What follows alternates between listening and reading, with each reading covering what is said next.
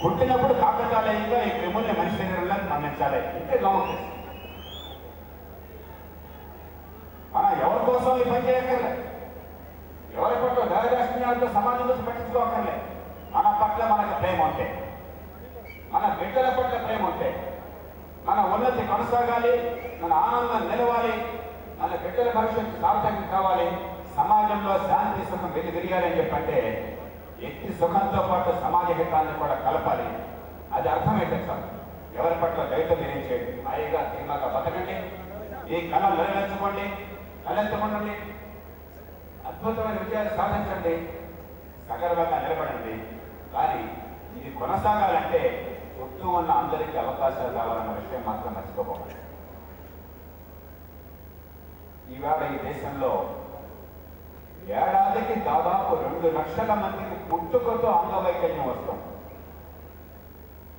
నివారించదగ్గ అంగవైకల్యం, నివారించలేనిది కాదు.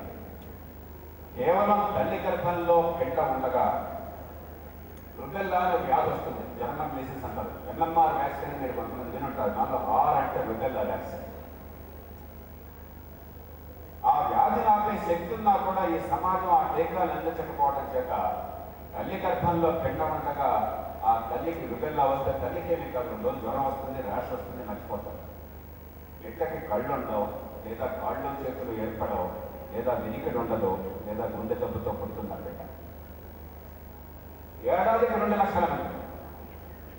దాన్ని ఆపాలి అంటే ఈ దేశానికి అయ్యే ఖర్చు ఎంతో తెలుసా? ఏడాదికి 15 కోట్ల రూపాయలు ఖర్చు పెడితే, సంవత్సరానికి 15 కోట్ల రూపాయలు ఖర్చు పెడితే ఈ దేశంలో 2 లక్షల మంది పసిపాపలకి పుట్టుకతో ఈ అంగవైకల్యం రాకుండా 100కి 100 పాళ్ళు మనం నివారించవచ్చు. 15 కోట్ల అంటే ఎంతో తెలుసా? మన దేశంలో ప్రభుత్వాలు ఒక్క రోజుకి ఎంత ఖర్చు పెడుతున్నాయో తెలుసా? ఎంత? 5,000 కోట్లు. ఒక్క రోజుకు ప్రభుత్వాలు పెట్టే ఖర్చు 5,000 కోట్లు. ఒక్క గంటకి 200 కోట్ల రూపాయలు పెడుతున్నారు. అంటే 5 నిమిషాల పాటు ప్రభుత్వాలు పెట్టే ఖర్చు ఒక్కసారి సద్వినియోగం చేస్తే సంవత్సరం మొత్తంలో 5 నిమిషాలతో చెప్తున్నాను. రాత్రి పగలు, శనివారం, ఆదివారం, పండుగ రోజు చెప్తున్నాను. వర్కింగ్ అవర్స్లో అయితే 2 నిమిషాల ఖర్చు కూడా ఉంటుంది. 5 నిమిషాల ఖర్చు సద్వినియోగం చేస్తే 2 లక్షల మంది బిడ్డలకి అంగవైకల్యం లేకుండా కాపాడచ్చు. 2 లక్షల కుటుంబాలకు కన్నీళ్ళు లేకుండా ఆపచ్చు. డబ్బు లేక ఇది పూర్తి లేక, సరైన నాయకత్వం లేక విద్యుత్ సమాజం గౌరవించారు. దీన్ని సాధించలేని విషయం ఎందుకు? దీన్ని సాధించలేనటువంటి సంపద ఎందుకు? దీన్ని సాధించలేని పదవులు ఎందుకు? అధికారం. ఎవరికైనా అధికారం ఇచ్చేది మన బతుకులు బాగు చేస్తారంటే, మనం ఇచ్చిన పన్నుల డబ్బుతో, మనం ఇచ్చిన ఓటుతో మన కోసం పనిచేస్తారని కానీ మన నెత్తినెక్కి తల మీద పెత్తనం వేస్తే తలంతా దొరుకుతారని కాదు, దేశం మీద పెత్తనం వేస్తే దేశం అంతా దోచుకుంటారని కాదు. అందుకే ఈ మార్పు మన కోసం అవసరం, ఎవరి కోసం కాదు. మరొకటి మనం గుర్తుంచుకోవాల్సింది, ఈ ప్రాంతాల్లో నేను వింటుంటే నాకు చాలా గుండెల్లో బాధ కలిగించేది. కాలేజీల్లో కూడా కులం, మతం, ప్రాంతం,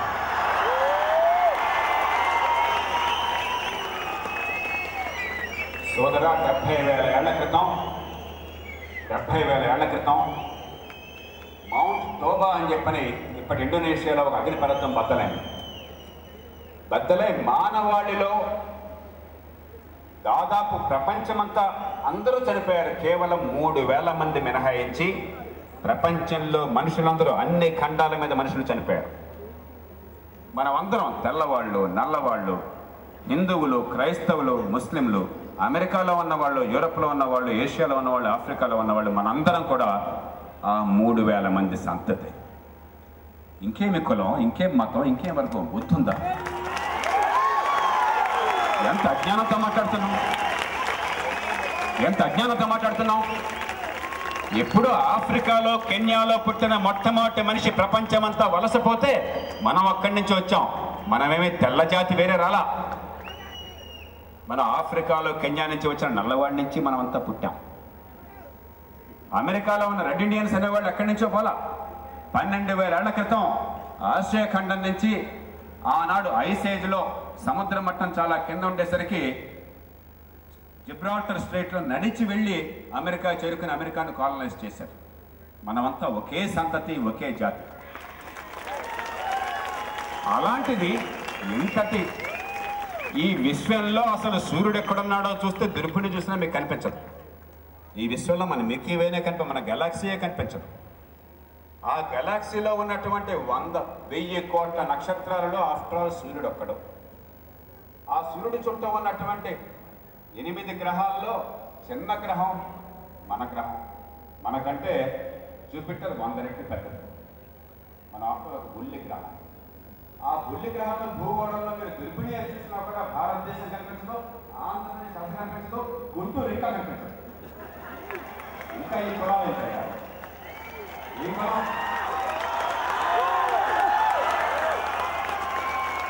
ఎవడన్నా ఇంకోసారి కులం పేరుతో, మతం పేరుతో, ప్రాంతం పేరుతో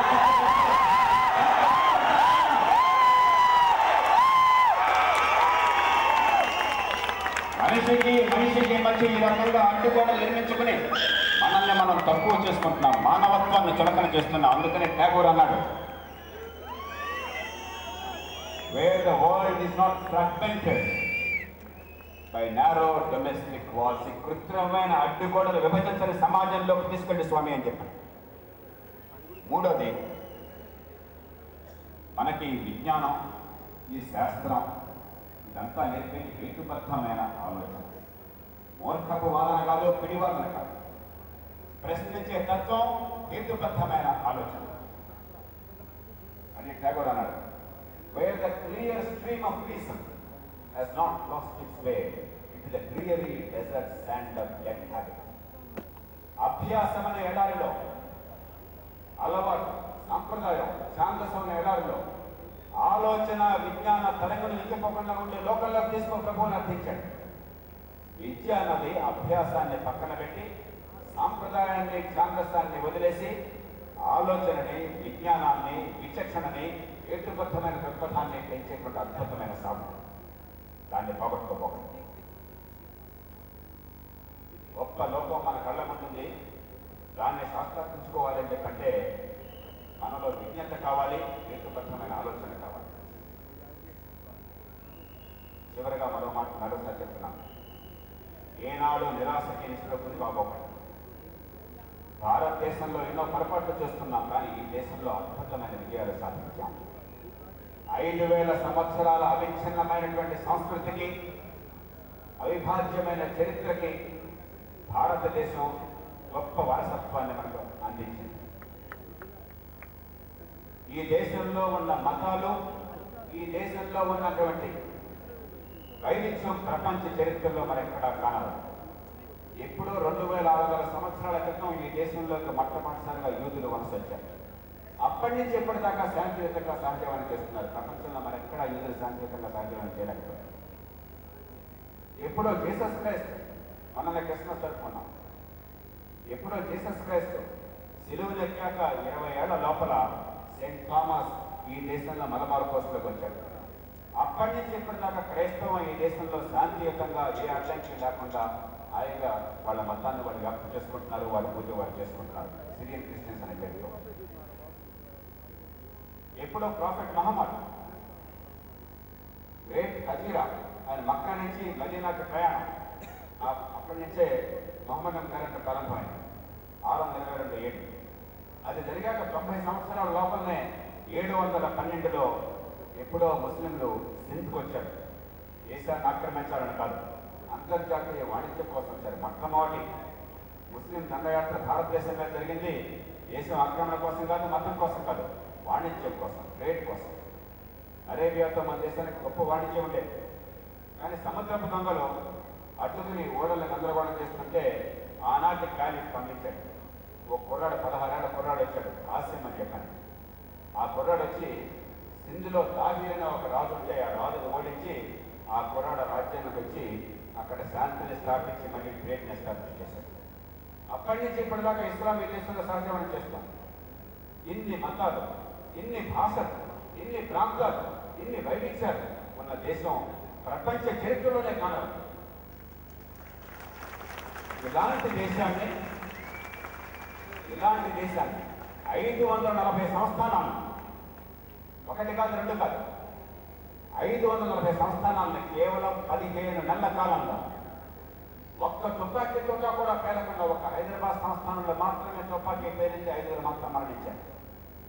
ఇంకెక్కడ ఒక్క ప్రాణ నష్టం కూడా జరగకుండా శాంతియుతంగా మన జాతి నిర్మాతలు ఏకం చేయగలిగారు.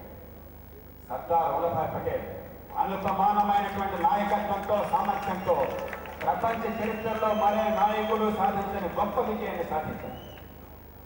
ఇటలీలో ఆఫ్టర్ 9